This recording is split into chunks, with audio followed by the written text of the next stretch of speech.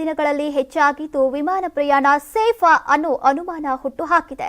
ಕೆಲ ತಿಂಗಳುಗಳ ಹಿಂದಷ್ಟೇ ಅಹಮದಾಬಾದ್ನಲ್ಲಿ ಏರ್ ಇಂಡಿಯಾ ವಿಮಾನ ಪತನಗೊಂಡು 270 ಮಂದಿ ಸಾವನ್ನಪ್ಪಿದ್ರು.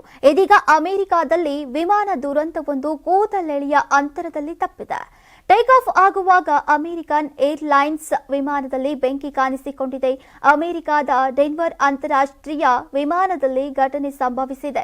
ಮುಖ್ಯ ಲ್ಯಾಂಡಿಂಗ್ ಗೇಟ್ನಲ್ಲಿ ಬೆಂಕಿ ಕಾಣಿಸಿಕೊಂಡಿದ್ದು ಆತಂಕವನ್ನ ಸೃಷ್ಟಿಸಿದೆ. ವಿಮಾನ ಡೆನ್ವರ್ ನಗರದಿಂದ ಫ್ಲೋರಿಡಾದ ಮಿಯಾಮಿಗೆ ಹೋಗುವುದರಲ್ಲಿತ್ತು. ಬೆಂಕಿ ಕಾಣಿಸಿಕೊಳ್ತಾ ಇದ್ದಂತೆ ತಕ್ಷಣವೇ ವಿಮಾನವನ್ನ ನಿಲ್ಲಿಸಲಾಗಿದೆ.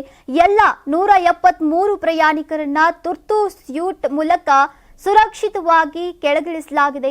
ಬೋಯಿಂಗ್ 737 MAX 8 ವಿಮಾನ ರನ್ವೇ ವೇಗದಲ್ಲಿದ್ದಾಗ ಮುಖ್ಯ ಚಕ್ರಗಳ ಬಳಿ ಬೆಂಕಿ ಕಾಣಿಸಿಕೊಂಡಿತ್ತು. ಸದ್ಯ ಎಲ್ಲ ಪ್ರಯಾಣಿಕರು ಮತ್ತು 6 ಮಂದಿ ವಿಮಾನ ಸಿಬ್ಬಂದಿ ಸುರಕ್ಷಿತವಾಗಿದ್ದು, ಓರ್ವ ಪ್ರಯಾಣಿಕನಿಗೆ ಸಣ್ಣ ಪುಟ್ಟ ಗಾಯಗಳಾಗಿವೆ ಅಂತ ಅಧಿಕಾರಿಗಳು ಸ್ಪಷ್ಟಪಡಿಸಿದ್ದಾರೆ. ನಮ್ಮ ಕರ್ನಾಟಕ ರಾಜ್ಯದಲ್ಲಿ ಕಳೆದ ವರ್ಷದ ನೀಟ್ ಮತ್ತು ಐಐಟಿ ಜೆಇಇ ಪರೀಕ್ಷೆಯಲ್ಲಿ ಸಾವಿರಾರು ಉಚಿತ ಮೆಡಿಕಲ್ ಹಾಗೂ ಐಐಟಿ ಸೀಟ್ಗಳನ್ನು ನೀಡಿರುವ ನಮ್ಮ ಹೆಮ್ಮೆಯ ಎಕ್ಸೆಲ್ ಅಕಾಡೆಮಿಕ್ಸ್ ವಿದ್ಯಾಸಂಸ್ಥೆಯಾಗಿದೆ. 1 ವರ್ಷದ ಲಾಂಗ್ ಟರ್ಮ್ ನೀಟ್, ಸಿಇಟಿ ಮತ್ತು ಐಐಟಿ ಜೆಇಇ ದಾಖಲಾತಿ ಪ್ರಾರಂಭವಾಗಿದೆ. ಮೆಡಿಕಲ್ ಅಂದರೆ ಎಕ್ಸೆಲ್, ಎಕ್ಸೆಲ್ ಅಂದ್ರೆ ಮೆಡಿಕಲ್.